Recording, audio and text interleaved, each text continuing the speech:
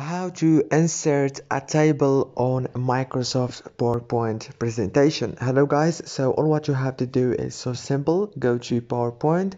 This is the home page as you can see.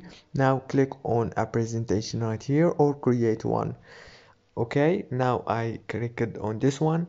Now if you want to add a table like this one, all what you have to do is click here and now click on this little icon right here. It's called insert a table. Click on it, and now I just inserted a table. As you can see, you can manage it as you want.